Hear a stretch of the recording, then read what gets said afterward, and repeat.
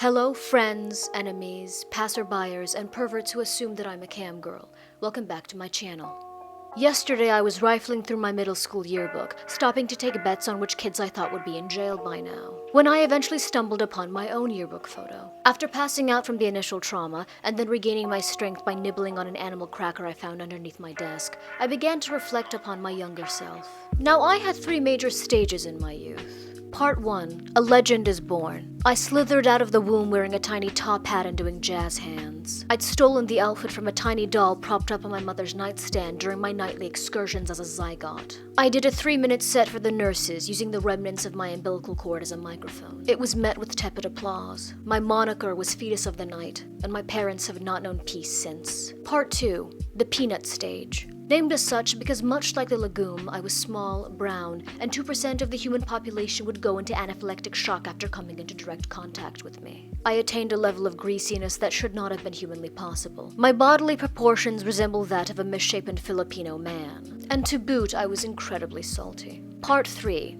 Dairy and dudes. After staring at a cardboard cutout of Legolas for 45 minutes, I came to the unfortunate conclusion that I was very much straight. Though looking back, using Legolas as a proxy for heterosexuality was questionable, to say the least. I also consumed copious amounts of dairy products, despite probably having a lactose intolerance. But I will be damned if gastrointestinal issues keep me from eating so many of the free cheese samples at Costco that they have to put my photo up on the wall so the employees know to be wary of me. I'm currently in the wandering around IKEA phase of my life. I keep thinking I've reached the exit, but I just end up where I began. I'm fairly certain I'm going to die here.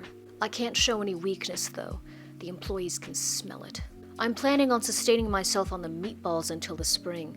Maybe a nice Dutch family will come and adopt me. I have this soul-crushing feeling that I should be doing something with my life. I'm just wandering aimlessly from aisle to aisle, gently caressing the overpriced furniture that the Swedish god IKEA has blessed us with, making sure to avoid eye contact with any millennial couples that happen to be passing by, lest they think I'm propositioning them for a menage a trois. I blame this on being one of those above-average kids. For those of you unfamiliar with the hellscape that is the American education system, at least twice a year, all students are forced to sit down for a never-ending stream of standard exams that pretty much tell you and the government where you rank nationally in a variety of subjects, from English to math to respecting the troops, I don't know. Now, I happen to have been one of those big brain gals that was placed in the 99th percentile all throughout my adolescence, which I will say as a budding narcissist was fantastic. I already felt superior to my peers, but I finally had objective evidence justifying my grandiose delusions. But you know what ended up happening?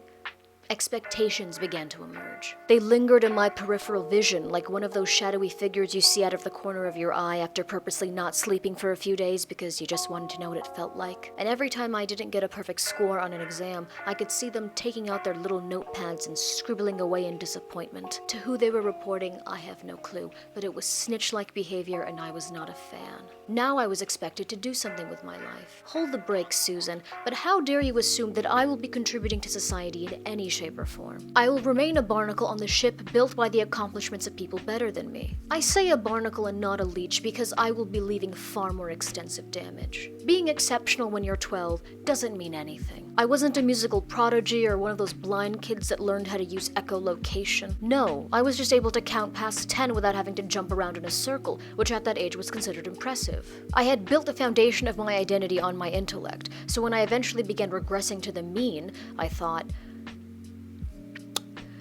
well, I guess I'm a disappointment now.